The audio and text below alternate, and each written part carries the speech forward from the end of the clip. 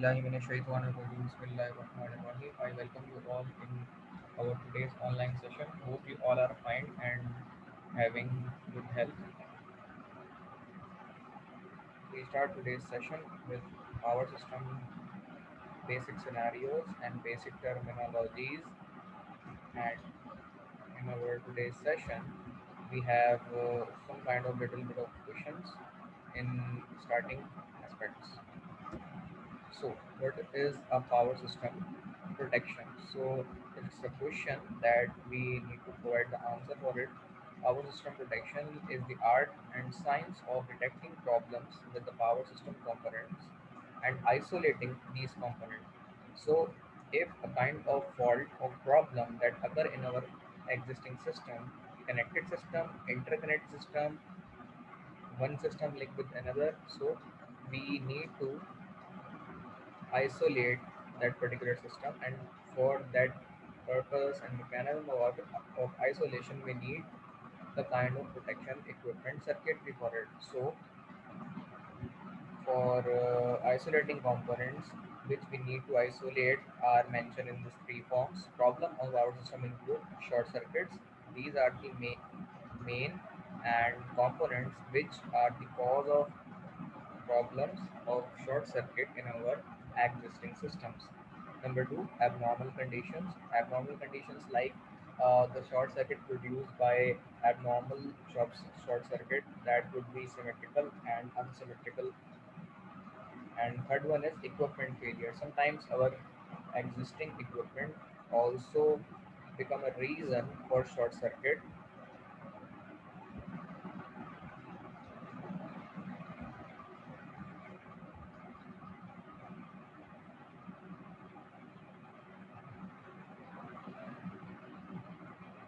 So we need to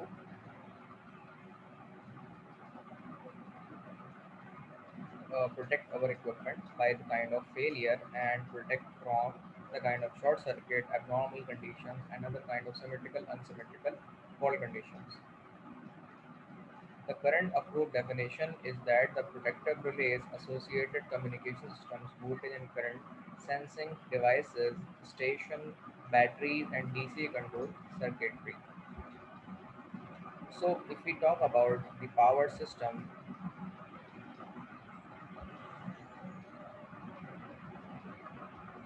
so power is generated from a power plant. That is number one.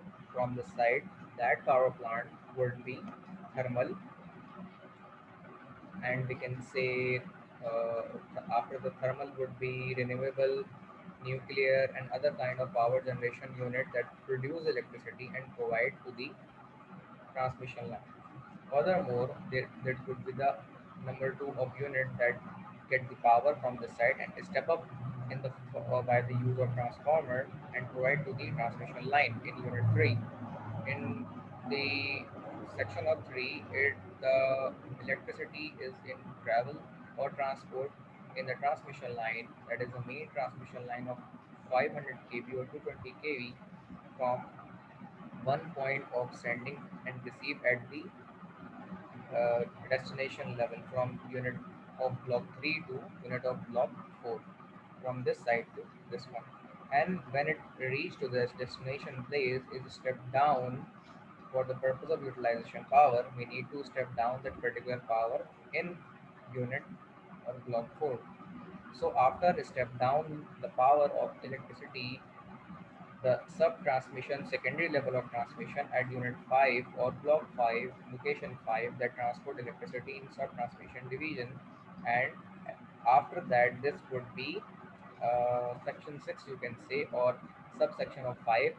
Here the distributing station transformer or distribution transformer connected with further step down the particular voltage from 11 kV to 400 volt or 220 volt provide to the household supplies. This is the main scenario from portion 1 to portion 8, section 1 to section 6, from generation, step up, transmission of primary, further step down, transmission of secondary, and then distributing transformer, and then utilized to the load at block or location 6. So in words form explain also in colorful words of lines, that is electricity is generated at point of power plant 1 location. Voltage is a step up for transmission, that is number 2 of block. Every travels along a transmission line to the area where the power is needed. This is location 3.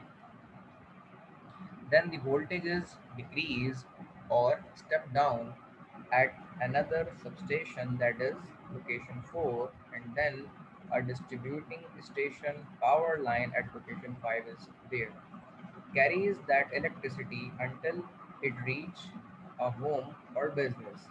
So this is the scenario from location or point 1 to point 0.6, from power generation to power distribution and utilization from location 1 to location 6. So please look at this picture, uh, 1 to 2 minutes. So, and if you have any kind of question, please feel free to ask.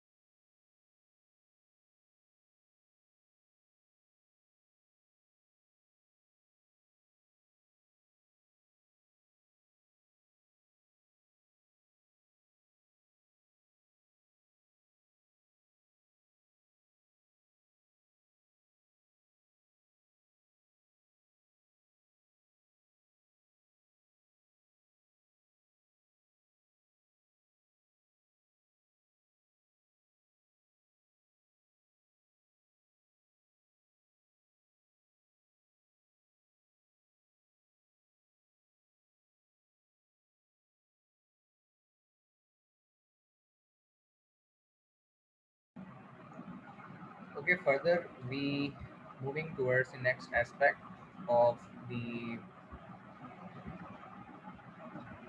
power system protection aspect. So if anyone of you if have any kind of question in this slide, please feel free to discuss. I will answer the kind of question and resolve your queries if you have in your mind.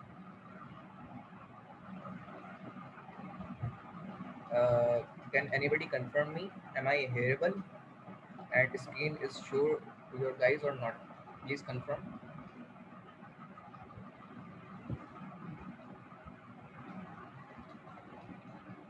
मेरी आवाज़ आपको आ रही है और screen share हो रही है?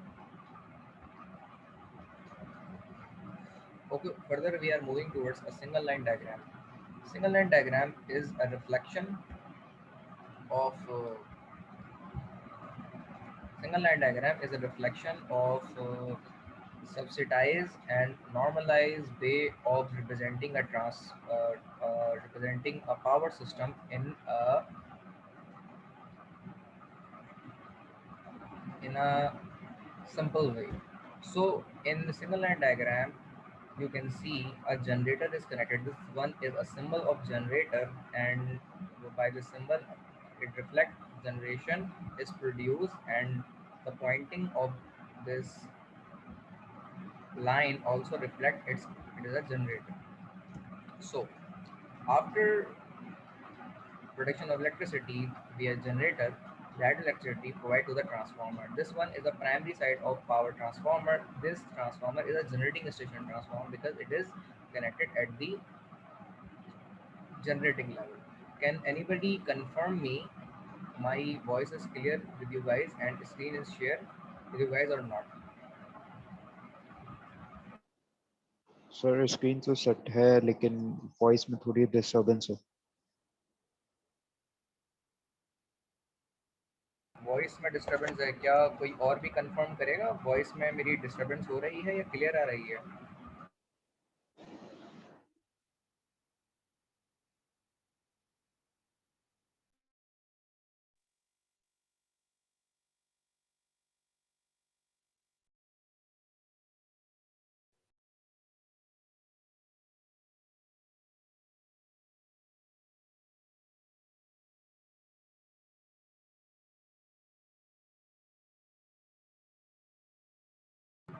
हाफिज साहब मुझे कंफर्म कर सकते हैं मेरी आवाज़ क्लियर आ रही है आपको?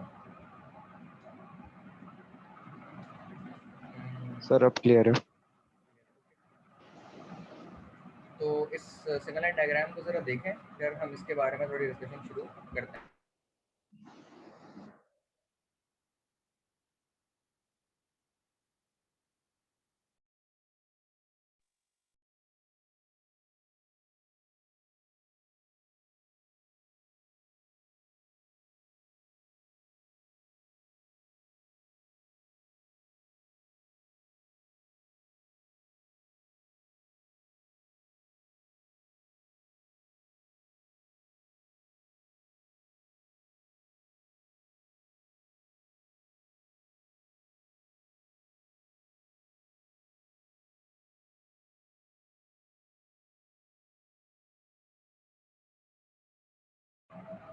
Okay, ji, further we are moving towards the single line diagram.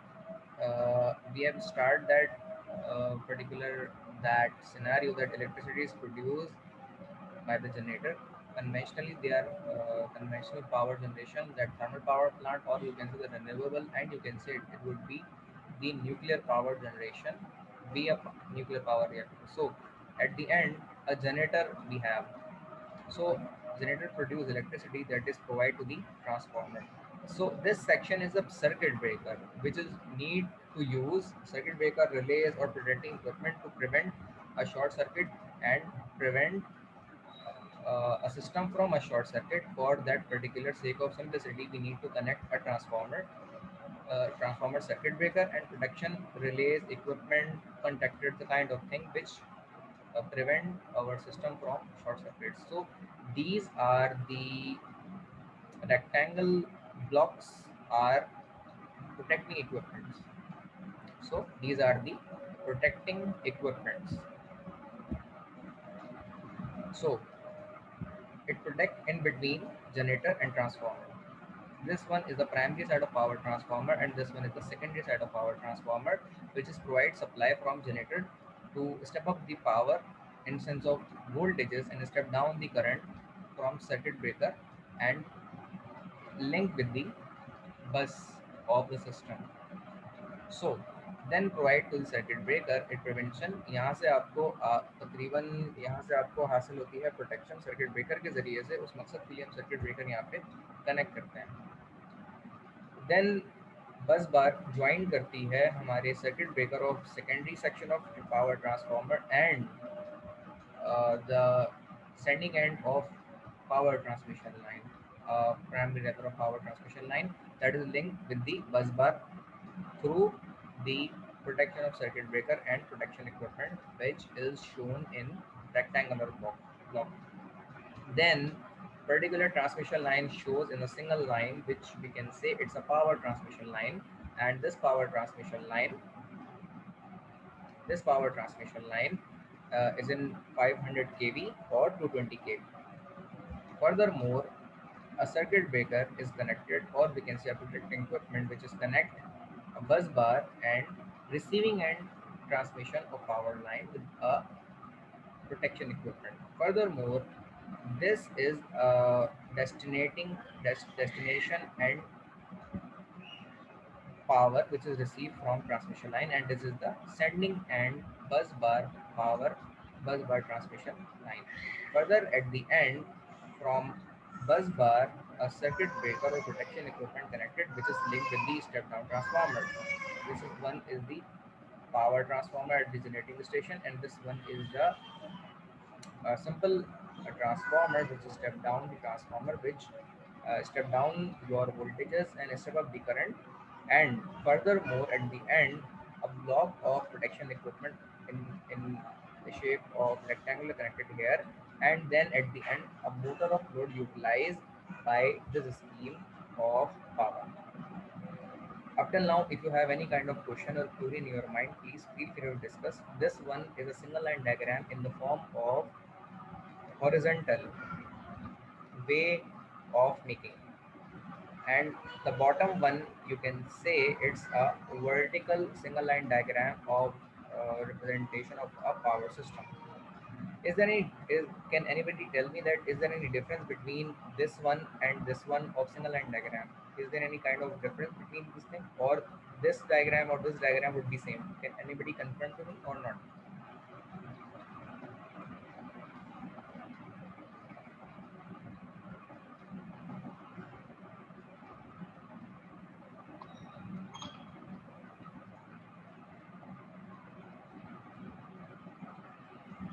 अस्सलाम वालेकुम सर। सर मेरे ख्याल से जो नीचे वाली है ये तो सिंगल लाइन डायग्राम ये है सर।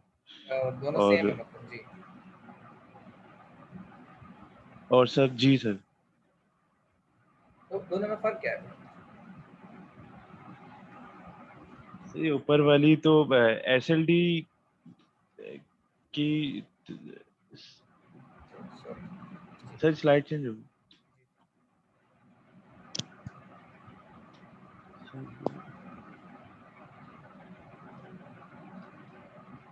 सर। दोनों वैसे डिफरेंट है या सेम ही है?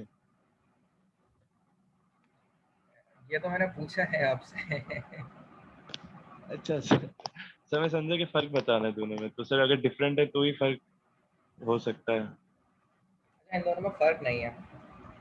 इन ये अच्छा both are same, but the difference between that कि ये एक horizontal making of single line diagram of power system है, और ये एक vertical single line diagram of power system है। तो ये दोनों स्ट्रीम कॉमनली यूज़ होती हैं। ये हमने पहले भी डिस्कस किए हैं बहुत सारे मौजू में। और ये जो स्ट्रीम होती है, बाज़ लोग इसे प्रेफर करते हैं अपनी ड्राइंग रिप्रेजेंटेशन और अंडरस्टैंडिंग के लिए। बाज़ लोग जो हैं या कॉन्टेक्टेड हो गए, कंसल्टेंट हो गए, वो they prefer this diagram more conveniently, क्योंकि इस डायग्राम में आप अच्छा अपने एंड से बताएं कि आपको ये ज़्यादा समझने में आसान लग रही है या ये समझने में ज़्यादा आसान लग रही है, हॉरिजॉन्टल और वर्टिकल? दोनों सेम ही है बस। सर सर हॉरिजॉन्टल हॉरिजॉन्टल ज्यादा ज्यादा बेहतर। ज्यादा बेहतर है। हॉरिजॉन्टल ज़्यादा बेहतर है, वर्टिकल ज़्यादा बेहतर नहीं है। और कोई अपनी राय दे इसके बारे में?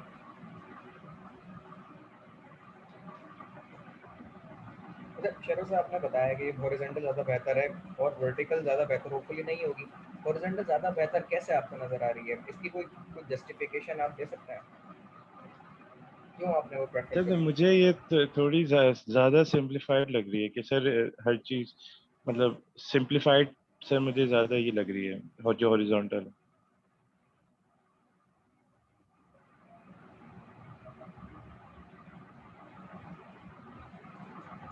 जी यू आर राइट, और ये चीज़ ऐसे ही है। लेकिन फिर भी मैं मज़ीद लोगों से जानना चाहूँगा कि आपकी क्या राय है। कोई और भी बताएं, हाफिज़ साहब आप बताएं।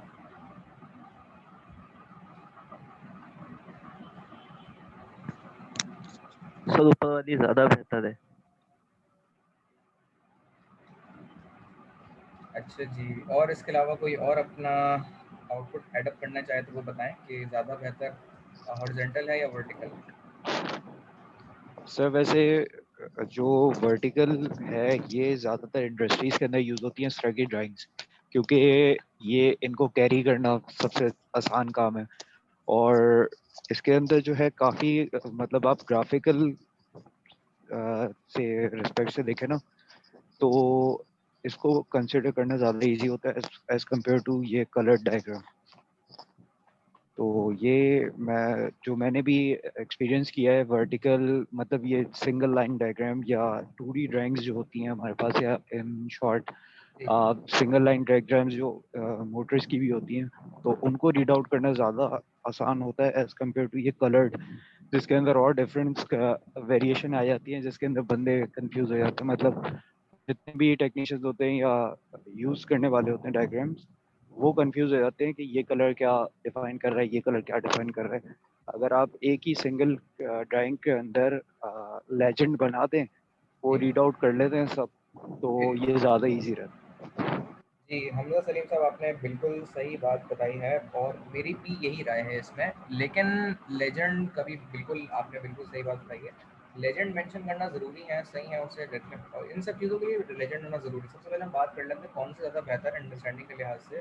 तो जिस तरीके से बाकी हमारे दो हज़रात ने बताया कि ये ज़्यादा बेहतर अंडरस्टैंडिंग के मुताबिक लग रही है, ये ज़्यादा बेहतर नहीं लग रही अंडरस्टैंडिंग के मुताबिक, ये ज़्यादा लग रही है क्योंकि इंडस्ट्री में जो ज़्यादा डायग्राम प्रेफर की जाती है वो ये वाली होती है जो वर्टिकल होती है, हॉरिजॉन्टल ज़्यादा प्रेफर नहीं की जाती। उसके हवाले से जिस तरह हुज़ैफा साहब ने बताया, इन्होंने भी बताया, तो हुज़ैफा बिन शरीफ साहब ने जो बताया वो बिल्कुल सही कह रहा है। ज़्यादा प्रेफरेंस इसको दी जाती है क्योंकि इसकी अंडरस्टैंडिंग ठीक है, इसकी हैंडलिंग आसान होती है और ये वर्टिकल वे में समझना इंडस्ट्री के लोगों के लिए ज़्यादा आसान होती है, ज़्यादा प्रेफरेंस दी जाती है। इसमें फैलाव ज़्यादा है, ठीक है। और दूसरी चीज़ ये है कि इसमें हॉरिजॉन्टल वर्टिकल दोनों बन रहे हैं। तो इस बिहाफ पे अगर हम बात करें तो ये दोनों के दोनों हमारे लिए मुश्किल होती है।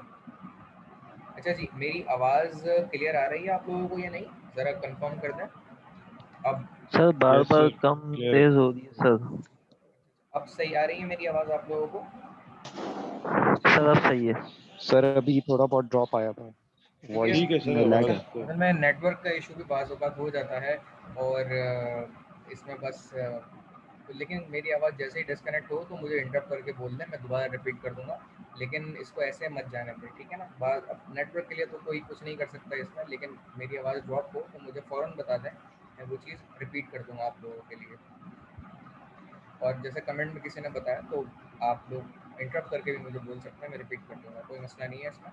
अच्छा, मैं ये बता रहा था कि जो वर्टिकल स्ट्रीम होती है ज़्यादा प्रेफर की जाती हैं एज़ कम्पेयर टू हॉरिजॉन्टल। उसकी वजह मैंने ये बताई थी कि हॉरिजॉन्टल में भी वर्टिकल वेज में बहुत सारे ब्लॉक्स को हमने प्लेस किया हुआ है, इसीलिए ज़्यादा प्रेफर ये नहीं की जाती, बल्कि हॉरिजॉन्टल ज़्यादा प्रेफर की जाती है। अच्छा, दूसरी बात ये कि इसमें अप स्ट्रीम और डाउन स्ट्रीम को कैटेगराइज करना, बताना, समझना, इंस्ट्रक्ट करना, डायरेक्ट करना ज़्यादा आसान है। मिसाल के तौर पे ये जनरेशन एक पावर सिस्टम की फ्रॉम जनरेशन टू यूटिलाइजेशन की स्कीम बनी हुई है सिंगल लाइन डायग्राम में। तो अगर आप एक यूज़र के एंड या टीम के तहत काम कर रहे हैं, मिसाल के तौर पे आपकी एक बहुत बड़ी टीम है जो कि पावर के मुख्तलिफ सेक्शंस में काम करती है, जनरेटिंग यूनिट में, ट्रांसमिशन के यूनिट में, डिस्ट्रीब्यूटिंग यूटिलाइजेशन के एंड पे, और 24 स्कीम होती है इन सब की प्रोटेक्शंस को देखने वाले। या इसमें एक सिनेरियो ये भी होता है कि जनरेशन वाले अपनी प्रोटेक्शन स्कीम्स को देख लेते हैं, ट्रांसमिशन वाले अपनी प्रोटेक्शन स्कीम्स को देख लेते हैं, और डिस्ट्रीब्यूशन यूटिलाइजेशन वाले अपनी प्रोटेक्शन स्कीम्स को देख लेते हैं। इसके तहत ये पूरी स्ट्रीम्स तय होती हैं 3 सेक्शंस में। अब उसके मुताबिक जब हेड ऑफ दी वापडा इसको डील कर रहे होते हैं जनरेशन के पॉइंट ऑफ व्यू से, तो पूरी टीम यहाँ पे डेडिकेट कर देते हैं कि वो यहाँ से डील की जाएगी। इसी तरीके से वापडा के जो फर्दर एनटीडीसी होते हैं, नेशनल ट्रांसमिशन डिस्पैच कंपनी वाले, ट्रेनकोज जिसे कहते हैं, ये जेनकोज होते हैं, ये ट्रेनकोज की टीम यहाँ काम करती है। ट्रेनकोस की टीम यानी एनटीडीसी वाले जो हैं वो इस पूरी की साइड को फुलफिल कर लेते हैं, इनकी प्रोटेक्शन, इनकी ट्रांसपोर्टेशन, इनमें फॉल्ट और इनकी मेंटेनेंस, वो सब देखते हैं यहाँ पे। अब देखें यहाँ पे ना, up stream down stream categorize करना, टीम को टास्क एलोकेट करना और समझाना, खासतौर पर जो नए लोग होते हैं, इंटर्नशिप वाले, अप्रेंटिसशिप वाले, और वो लोग जो नए ज्वाइन किए हुए होते हैं, उनकी ऑफिस ट्रेनिंग की अगर बात करें तो वो यहाँ पे एंटरटेन करना ज़्यादा आसान रहता है उन लोगों के लिए बनस्बत इस डायग्राम के। अच्छा जी, इसी तरीके से डिस्ट्रीब्यूटिंग यूटिलाइजेशन एंड पे बहुत सारे फॉल्ट और मुख्तलिफ तरह के चैलेंजेस आते हैं जिसके लिए टीम एलोकेट की जाती हैं बहुत सारी, क्योंकि जनरेटर हमेशा एक ही होगा। मिसाल के तौर पे ट्रांसमिशन लाइन भी एक ही नेटवर्क की होगी, वो बार बार तब्दील नहीं होती। लेकिन डिस्ट्रीब्यूटिंग यूटिलाइजेशन के एंड पे जो लोड हमारे कनेक्ट हुए हुए होते हैं वो वक्त के साथ साथ बढ़ रहे होते हैं, वो वक्त के साथ साथ फैल रहे होते हैं, और उनमें नए नए चैलेंजेस अलग अलग किस्म के, अलग अलग लेवल के आ रहे होते हैं। और ये ध्यान में रखें कि हमेशा इन चीज़ों में हमें परेशानी होती है। और ये चीज़ भी बहुत अहम है कि हम यहाँ पे जितना भी बात कर लें जनरेशन में, ट्रांसमिशन में, ज़्यादातर जो अपॉर्चुनिटीज़ चैलेंजेस आते हैं वो हमारे सारे के सारे डिस्ट्रीब्यूटिंग यूटिलाइजेशन के एंड पे ज़्यादा चैलेंजेस आते हैं?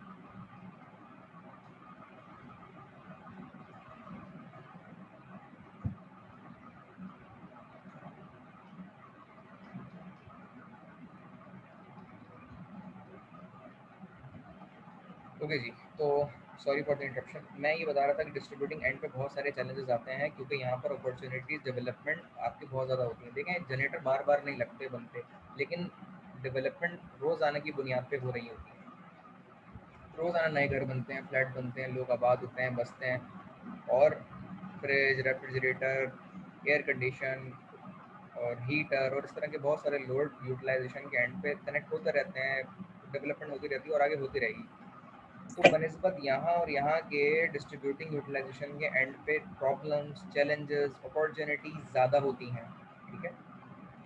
तो अपने कैरियर में भी आपको ये तय करना पड़ेगा कि मैं यहाँ जाना चाहता हूँ, यहाँ जाना चाहता हूँ या यहाँ जाना चाहता हूँ। बिजनेस सबसे ज़्यादा यहाँ होता है। अच्छा, ये बातें कुछ हमने अपने उससे हट के करी हैं, लेकिन होपफुली यहाँ तक बातें आपको क्लियर हो गई। कोई यहाँ तक सवाल किसी के जहन में हो तो पूछ लीजिए, मैं आप लोगों के सवालों का जवाब दे दूँगा और आपकी क्वेरीज को रिजॉल्व कर दूँगा। If you have in your mind, please discuss. I will answer the kind of question and resolve your queries, please, if you have in your mind. And if you have no kind of question, then I continue the session with the same stream. Furthermore, we are discussing about the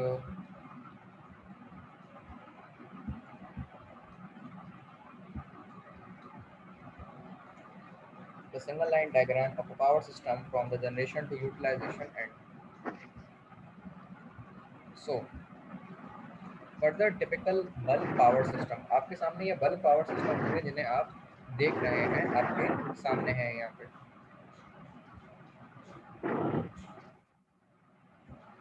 तो इस diagram में जो मैं आप लोगों को show कर रहा हूँ, कोई चीज़ जो समझ में नहीं आई हो उसमें पूछ लीजिए, फर्दर हम इससे वरना डिस्कस करते हैं। जी जनाब।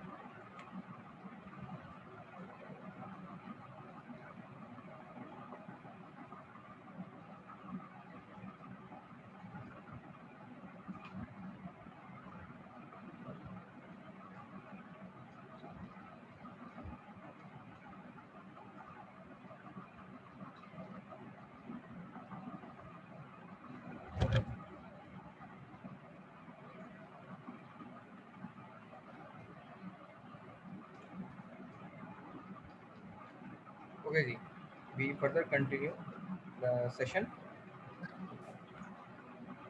Bulk, typical bulk power system, इसमें अगर आप देखें तो ये हमारा जनरेटिंग स्टेशन पावर प्लांट है, फर्दर स्टेप अप ट्रांसफार्मर है। अच्छा, ये एक another way of diagram of single line diagram है जो कि यहाँ पे दिखाया जा रहा है, ठीक है? अच्छा, कोई बता सकता है कि इस डायग्राम में और प्रीवियस डायग्राम में इम्प्रूवमेंट क्या है? मैं प्रीवियस डायग्राम दिखाता हूँ आपको। ये है प्रीवियस डायग्राम, जो वर्टिकल सिंगल लाइन डायग्राम जिसे हमने मंसूब किया था, इसमें और इसमें क्या फ़र्क है? Can anybody tell me?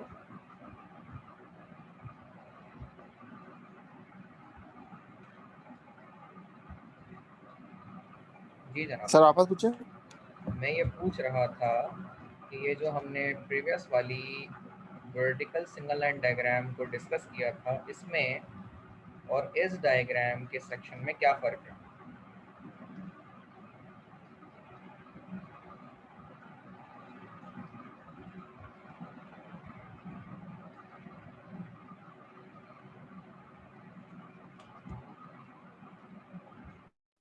Sir वापस पीछे करेंगे एक दफा।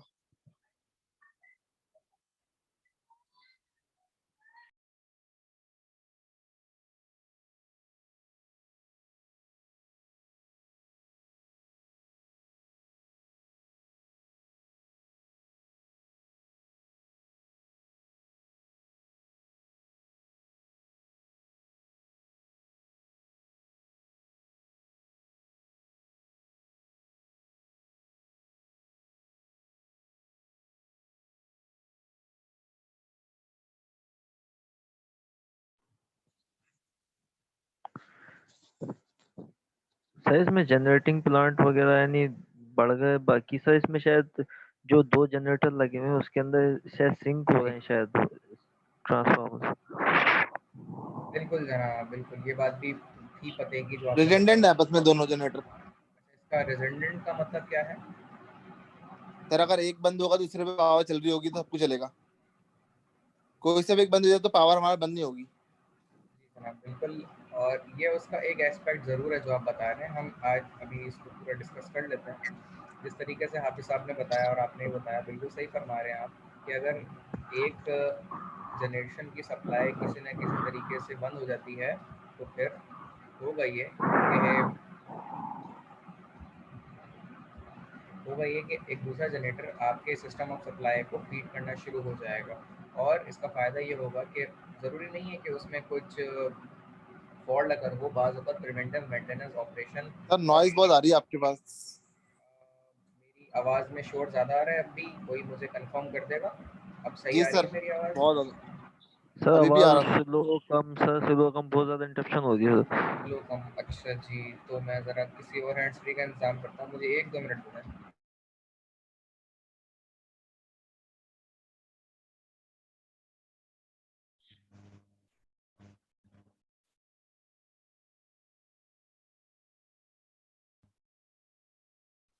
सर अब बेहतर आ रही है।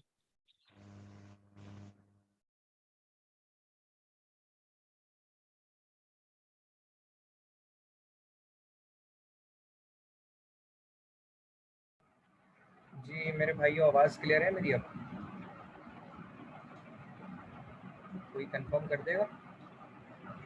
सर अभी भी आ रही है लेकिन पहले से बेहतर है। सर हवा की आवाज आ रही है पीछे, मतलब जैसे कोई तेज हवा जैसे चल रही हो। अभी बंद कर देता हूँ मैं। सर आवाज बहुत स्लो आ रही है आपकी, आ तो रही है पर बहुत स्लो आ रही है।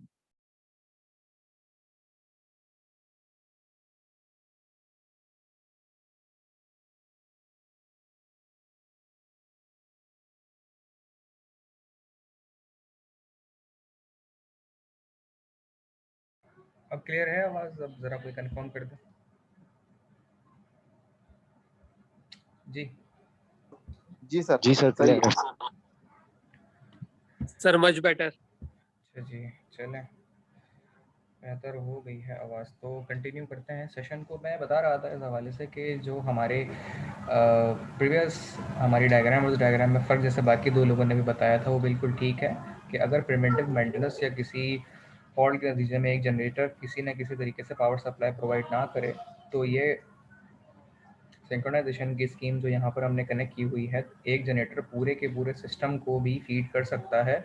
और यहाँ पे हमने बैकअप सप्लाईज और इंटीग्रेटेड जो इंटरचेंजेबल एक्टिविटीज़ अभी परफॉर्म की हैं, जिसे कहते हैं बस कपलर, यानी एक बस को दूसरी बस के ज़रिए से कपल भी हमने किया हुआ है। और ये जो रेक्टेंगुलर ब्लॉक आपको नज़र आ रहे हैं, ये हमारे प्रोटेक्शन इक्विपमेंट्स हैं जो कि सिस्टम को प्रिवेंट करते हैं किसी न किसी फॉल्ट के नतीजे में। फर्दर हम बात कर रहे थे स्टेप अप ट्रांसफार्मर जो कि स्टेप अप करता है वोल्टेजेस को। फर्दर ट्रांसमिशन लाइन की फुलफिलमेंट होती है और ट्रांसमिशन लाइन 2 सर्किट के ज़रिए यहाँ पे ट्रांसपोर्ट की जाती है इलेक्ट्रिसिटी, जो कि डबल सर्किट कहलाते हैं। क्योंकि बैकअप के नतीजे में अगर किसी ट्रांसमिशन सिस्टम के अंदर कोई फॉल्ट अकर हो गया तो दूसरे सिस्टम के ज़रिए हम ट्रांसपोर्ट कर सकते हैं और पूरे एरिया ऑफ सप्लाई को जो सिस्टम है उसे फीड कर सकते हैं। उस मकसद के लिए ट्रांसमिशन लाइन में डबल सर्किट लगाए जाते हैं।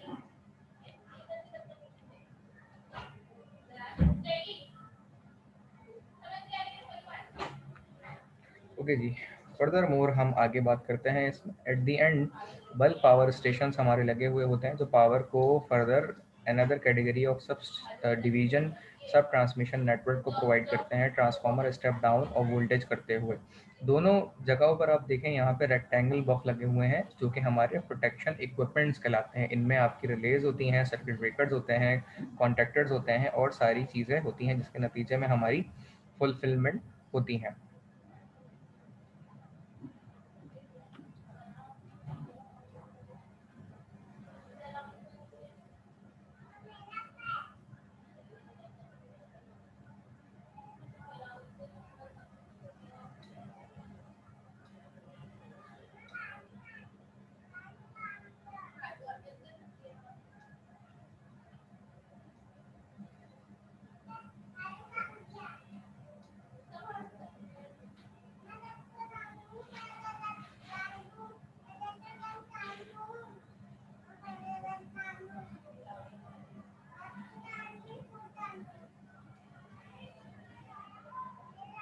ओके जी, फर्दर मोर मैं ये बात कर रहा था इसमें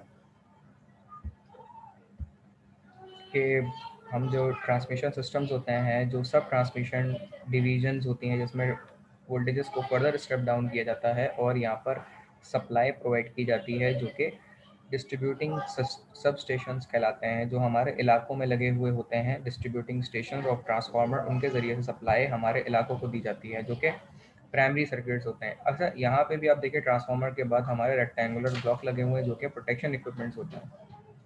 फर्दर उसके बाद यहाँ पर डिवीजन के बाद ये सिंगल लाइन डायग्राम है अविन, जिसके अंदर ये सारी बातें की जा रही हैं और बताई जा रही हैं। अच्छा, उसके बाद अगर हम देखें, ये बताएं आपको, तो इसमें एक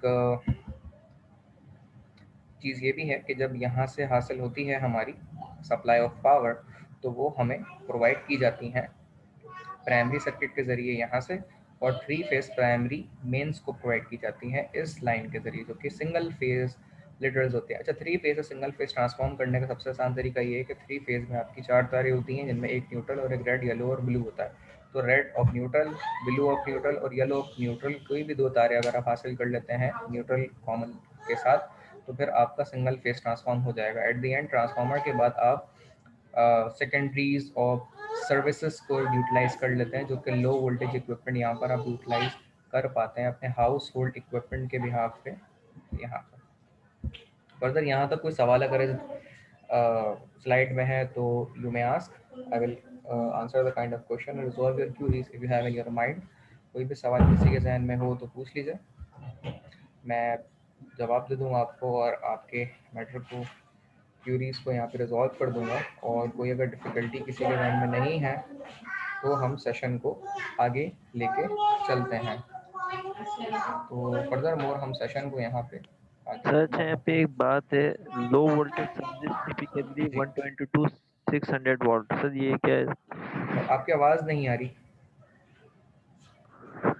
सर ये सबसे एंड वाला पॉइंट है, low voltage service typically 120 to 600 volt, sir ये बात समझ में नहीं आ रही। किसी और को आवाज़ आ रही है इनकी? सही, लो वोल्टेजेस जो कन्वर्जन लिखी हुई है, मुझे लो आपकी आवाज़ वोल्टेजेस के नहीं आ बारे रही। में पता है? अब बोलें ज़रा हेलो दोबारा। सर जी, बोलें। लो वोल्टेजेस सर्विसेज के बारे में जो लिखा हुआ है ना, 120 to 600 वोल्टेजेस, इसके बारे में पूछ रहा हूं। ये वन है क्या? 120 टू 600 वोल्ट। अच्छा, ये वो वोल्टेज होते हैं, बाज़ जगहों के ऊपर 110 वोल्ट चल रहे होते हैं, वो बढ़ा के 120 लिखे गए। आपने देखा है? आप ये पाकिस्तान की डायग्राम नहीं है, अमेरिका के अंदर जो वोल्टेजेस ऑपरेटिंग चल रहे होते हैं वो 110 वोल्ट और 60 हर्ट्ज चलते हैं। ये पता है आपको? Yes sir. जी सर जी। सिस्टम ऑफ कैटेगरी जो है वो 2 तरह की होती है। सिस्टम ऑफ कैटेगरी 2 तरह की, एक तो 220 वोल्ट 50 हर्ट्ज और एक होती है 110 वोल्ट 60 60 हर्ट्ज। हर्ट्ज। तो उसके तहत अगर हम बात करें तो operating voltages, operating frequency different हो सकते हैं। अच्छा, इन्होंने ये बताया है कि जो लो वोल्टेज की रेंज होती है ना, वो 120 से 600 के दरमियान हो सकती है। 120 से कम नहीं होगी, 600 से ऊपर नहीं हो सकती।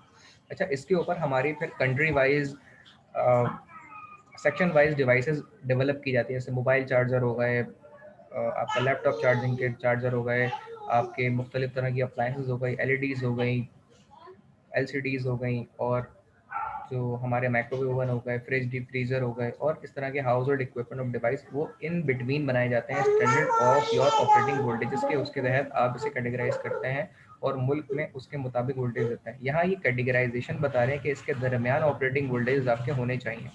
इसका ये मतलब नहीं है कि 120 से लेकर 600 के दरमियान वोल्टेज कुछ भी आ जाते हैं, आप बल्कि डिसाइड करते हैं इसमें। तो hope I answer your kind of question. और कोई सवाल किसी के जहन में हो तो पूछ लीजिए। जी जनाब, अगर कोई सवाल किसी के जहन में नहीं है तो हम यहाँ से आगे चलते हैं। ओके जी, further more we are discussing about the single line diagram another way of aspect. ये वी के मेहता की बुक से इसका रेफरेंस लिया गया है, जो कि मैं यहाँ पे बता रहा हूँ आप लोगों को। फर्दर ये भी एक सिंगल लाइन डायग्राम है जिसको एस्पेक्ट वाइज यहाँ पे बताया गया है।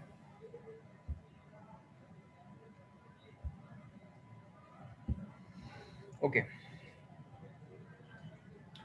आप अगर यहाँ देखें तो 11 केवी का एक फीडर लगा हुआ है, ठीक है, जीओ स्विच। तो जीओ स्विच कौन सा होता है?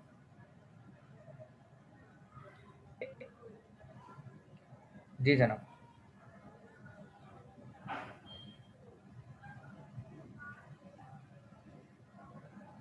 कोई बताएगा जीओ स्विच क्या होता है?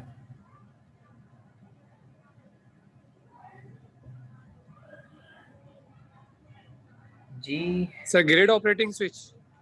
Grid operating switch. 11 केवी का जो ग्रिड होता है उन्हें ग्रिड ऑपरेटिंग स्विच कहा जाता है। बिल्कुल जनाब, छा गए आप, तालियां होनी चाहिए आपके लिए तो माशाल्लाह। फर्दर उसके बाद केबल बॉक्स या ब्लॉक होता है जिसके ज़रिए से आप केबल को प्रोवाइड करते हैं। Either it is a underground और ओवरहेड केबल, जिसके ज़रिए से केबल की ट्रांसपोर्टेशन की जाती है ऑफ इलेक्ट्रिसिटी ट्रांसपोर्टेशन। फर्दर आपका ऑयल सर्किट ब्रेकर होता है 11 केवी का, जो यहाँ पर फर्दर एक फीडर के तौर पे यहाँ पर सर्किट ब्रेकर के तौर पे फीड कर रहा होता है सप्लाई ऑफ इलेक्ट्रिसिटी को। अच्छा, ये भी सिंगल लाइन डायग्राम ही है जो हम डिस्कस कर रहे हैं। फर्दर सीटीज़ होती हैं। सीटीज़ हमारे इस्तेमाल होते हैं करंट को मेजर करने के लिए। कोई बताएगा यहाँ पे कितना हद तक करंट मेजर हो सकता है?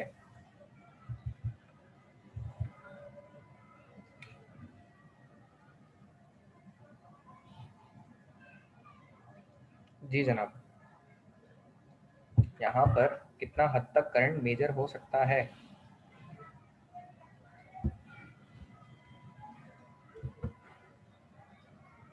I am talking about this section.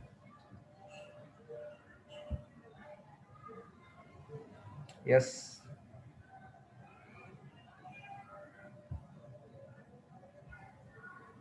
13 students हैं हमारे साथ, कोई बताए?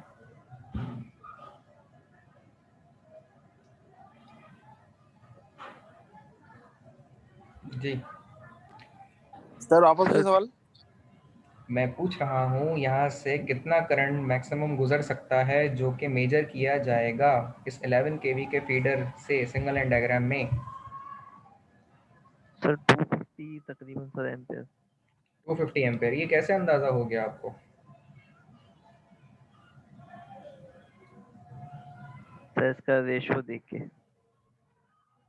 250 और 50 लिखा है, 250 लिखा है?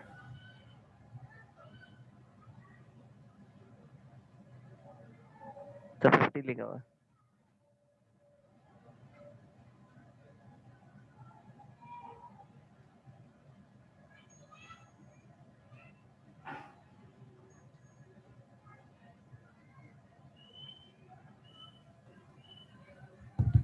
ओके जी, फर्दर मोर हम यहाँ से चलते हैं। मैक्सिमम 50 एम्पेयर का करंट यहाँ से सेंस हो सकता है और मेजर हो सकता है। अच्छा, उसके बाद एक ट्रांसफार्मर लगा हुआ है जो कि 1 MVA, जिसको कहते हैं हम 1000 केवी का ट्रांसफार्मर है।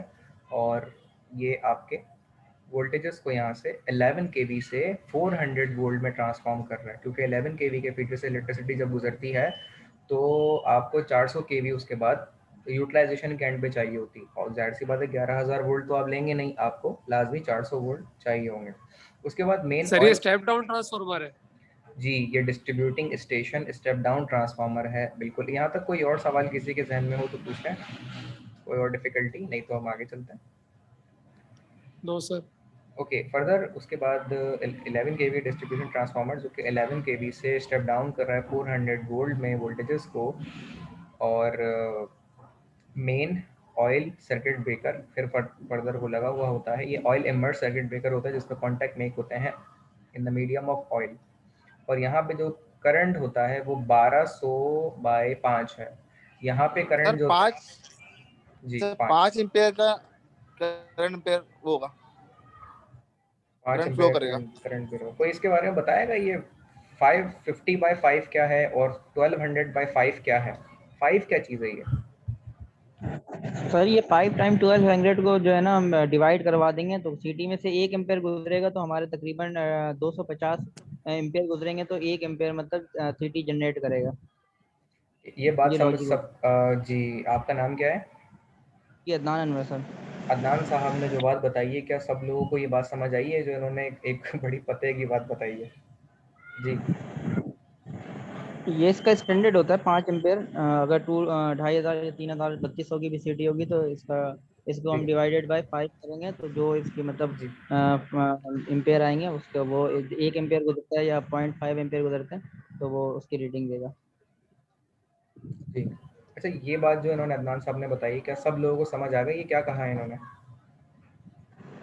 जी सर समझ आ गई। बिल्कुल सबको समझ आ गई, कोई सवाल नहीं है इसमें किसी को जो इन्होंने नहीं सर। बताया? अच्छा जी, नो सर कोई सवाल नहीं है। मैं फिर भी रिपीट कर देता हूँ उस चीज़ को जो उन्होंने बताई है, थोड़े और आसान अल्फाज में। मैं थोड़ा कमज़ोर हूँ इन चीज़ों में समझने के लिहाज से। अच्छा, ये जो 50/5 लिखा है, इसका मतलब ये भी होता है कि जब आपके 50 एम्पेयर मुकम्मल आ रहे होंगे तो सीटी की जो सेंसिंग होगी वो 5 एम्पेयर पे सेंस करेगा, और अगर इसके 25 एम्पेयर होंगे तो ये 2.5 एम्पेयर इसमें आ रहे होंगे, क्योंकि सीटीज़ और बीटीज़ जो होते हैं वो इंस्ट्रूमेंट ट्रांसफार्मर होते हैं और इनमें इतना हैवी ड्यूटी करंट और वोल्टेजेस नहीं चलता कि जो कि ग्रिड, सबस्टेशन और फीडर का चल रहा होता है। तो ये सेंसिंग इक्विपमेंट कहलाते हैं जिनको इंस्ट्रूमेंट ट्रांसफार्मर कहा जाता है, और ये 2 टाइप के होते हैं, सीटीज़ और पीटीज़, करंट ट्रांसफार्मर और पोटेंशियल ट्रांसफार्मर। और इनके अंदर करंट और वोल्टेज इतना कम रखा जाता है जो कि ये सेंसिंग लेवल के ऊपर इक्विवेलेंट टू दैट मेजर हों। ठीक है, जैसे अदनान साहब ने बताया, बहुत आसान अल्फाजों में बता दिया उन्होंने, तो बिल्कुल ऐसे ही है। इसका मतलब ये है कि अगर सीटी में 1 एम्पेयर आ रहा होगा तो वो इक्विवेलेंट टू 10 एम्पेयर के होगा, और अगर यहाँ पर 2 एम्पेयर आ रहा होगा सिटी में यानी उसके मीटर पे, तो इसका मतलब ये है कि वो 20 एम्पेयर आ रहा है। तो ये इक्विवेलेंट स्केलिंग की जाती है, तो ये सीटी का रेशो ये चीज़ बताता है। अच्छा, मेरा सवाल ये था वहाँ पर, यहाँ पे करंट 50/5 की सीटी लगी हुई है, लेकिन यहाँ पे सीटी जो है वो 1200/5 की सीटी लगी हुई है, उसका फ़र्क क्यों है ये भाई? सर वो एच टी है हमारी और ये जो है लो वोल्टेज है वो हाई वोल्टेज है सर, इस वजह से इसमें डिफरेंस आ रहा है। जी सही। जनाब, बिल्कुल ये फ़र्क है इसका, और यही इसका मेन रीज़न भी है। हमेशा याद रखें कि जो हमारी डाउन स्ट्रीमिंग की साइड होती है उस तरफ हमारी यानी हाई एचटी होता है, साइड, वहाँ पे करंट हाई होता है, और जो लो टेंशन होती है वहाँ पे अपसाइड करेक्ट। होता अब बिल्कुल जनाब, तो ये बिल्कुल इसी के मुताबिक होता है। हमारा सेशन यहाँ पे एंड हो रहा है, तो अटेंडेंस मैंने ले ली है, वो मैं आप लोगों से शेयर कर दूंगा आज के सेशन की। साथ ही साथ जो हमारा सेशन था वो आज इसके हवाले से था। फर्दर एट द एंड में ये बात करते हुए एंड करूँगा सेशन को कि जो 400 वोल्ट की बस बार है हमारी यहाँ चल रही होगी, यहाँ से हम फर्दर अपने 3 फेज के लोड्स को यूटिलाइज कर सकते हैं सिटी ऑफ सेंसिंग के ज़रिए, इस एंड पे, कंज्यूमर के एंड पे, और इस एंड पे और इस एंड पे। ये वोल्टेजेस ऑयल सर्किट ब्रेकर